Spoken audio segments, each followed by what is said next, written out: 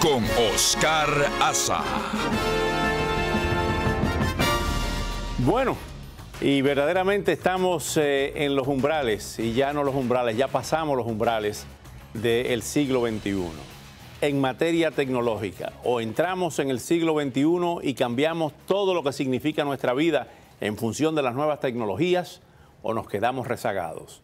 Y precisamente atendiendo a esa realidad, un grupo de jóvenes cubanoamericanos creó en el año 2003 Raíces de Esperanza. Raíces de Esperanza, ellos estaban buscando sus raíces cubanas, fueron a la isla y ha habido ese reencuentro que ha tenido como consecuencia inmediata el tratar de introducir a toda la juventud cubana principalmente en el mundo de la tecnología punta. Como ustedes saben, Cuba es uno de los países del hemisferio occidental con más baja conectividad con el Internet y con esa tecnología punta.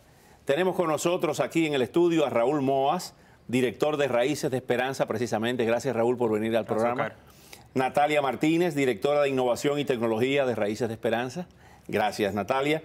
Y vía telefónica desde La Habana, Cuba, Reinaldo Escobar, periodista y bloguero independiente, quien con Giovanni Sánchez ha llevado pues la bandera de esta nueva era, de esta penetración en el siglo XXI a través de la más alta tecnología. Gracias, Reinaldo, por acompañarnos esta noche. Raúl, ¿cuál es la idea de lo que va a ocurrir aquí en un llamado hackathon el próximo 31 de enero, donde va a estar presente Giovanni Sánchez, tenemos entendido, en Wynwood, aquí en Miami? Exacto. Bueno, muchísimas gracias por tenernos. La idea del hackathon es continuar con los proyectos de tecnología que ha desarrollado Raíces de Esperanza, ¿no? Como comentó, Cuba tiene un nivel de conectividad muy bajo, el más bajo del mundo occidental. ¿Cómo podemos innovar?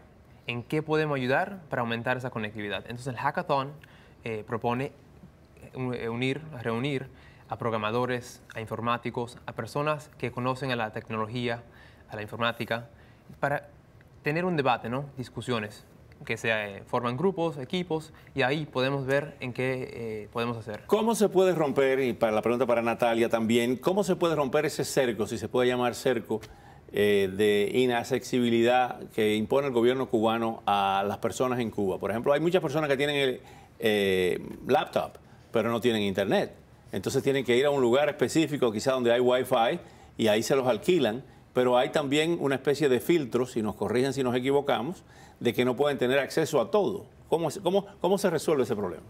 Bueno, yo creo que en parte eso es lo que el hackathon propone analizar y hablar y discutir en grupos y crear quizás algunas tecnologías que ayuden a los cubanos a accesar información o a poder comunicarse tanto con el exterior, tanto como entre sí, mediante formas de comunicación que no requieran el Internet o que requieran el Internet quizás a veces, pero no siempre.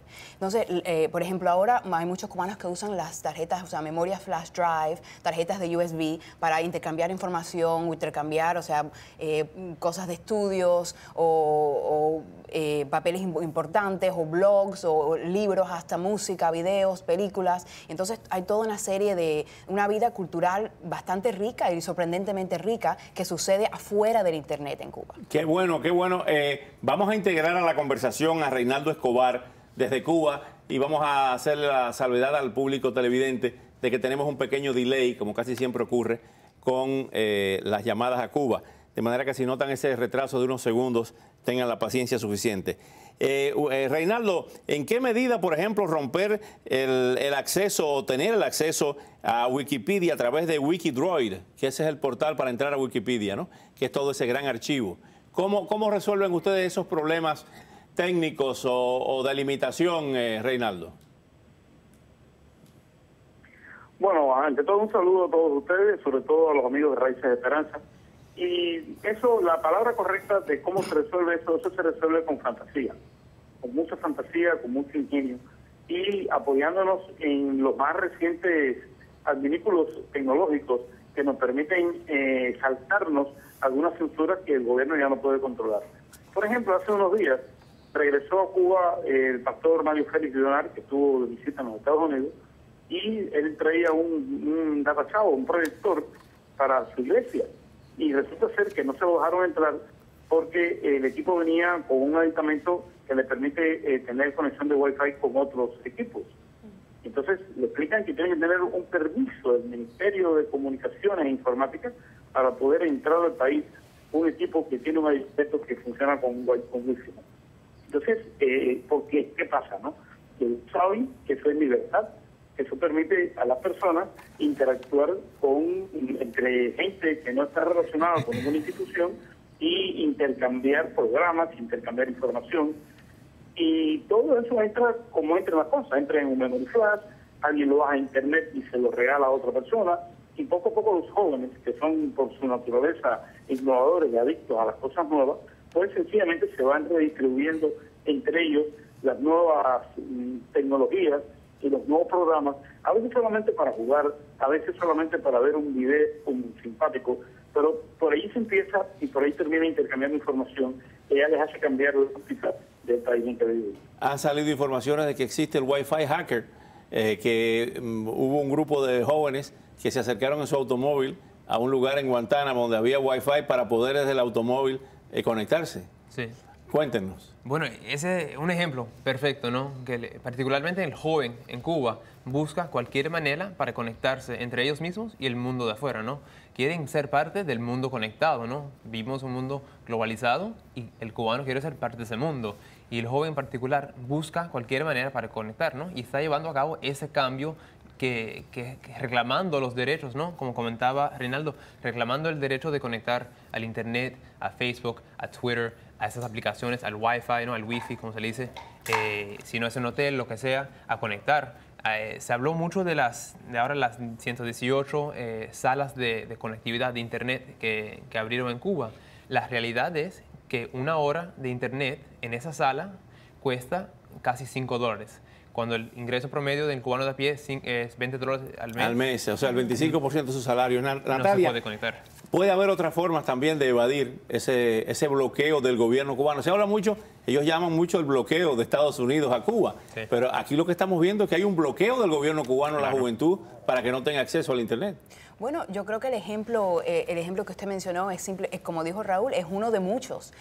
O sea, constantemente salen, o nosotros oímos de cuentos de jóvenes en específico, pero también de otras personas que trabajan en tecnología o en otras zonas que tienen contacto, que comparten Internet o que logran organizar hasta sin Internet, por ejemplo, partidos en su edificio de juegos electrónicos. O sea, uno se pregunta cómo es posible que esas cosas ocurran sin Internet o con un acceso a Internet tan limitado. Pero los cubanos son tan emprendedores que yo creo que encuentran muchas formas no de evadir, porque evadir me parece que tiene una connotación negativa, sino de crear otros espacios y otras maneras de conectarse cuando no le permiten las principales. Otros mundos nuevos. Exacto. Reinaldo, finalmente, ¿es irreversible este paso de la juventud cubana y de Cuba, a pesar de su gobierno, al mundo que podría ser anteriormente de ciencia ficción, pero que hoy es de un realismo aplastante, el de la alta tecnología? Sí, esa muchacha que todos ustedes conocen, que se llama Giovanni Sánchez, le gusta decir que si una vez inventamos el picadillo de carne sin carne, que lo hacíamos con cáscara de plátano, ¿cómo no vamos a inventar la Internet sin Internet? Eso está claro que lo vamos a resolver. No para a nadie el desarrollo tecnológico y nadie para el apetito que tienen los jóvenes cubanos de contactar con la modernidad. Muchas gracias, Reinaldo, nuevamente. Gracias, Raúl. Gracias, Natalia. Estaremos dándole seguimiento. Saben que aquí siempre van a tener las puertas abiertas para darle seguimiento a ese hackathon en Wynwood. Ahí, y que les sirvan comida puertorriqueña, porque hay muchos puertorriqueños también, y dominicanos y cubanos.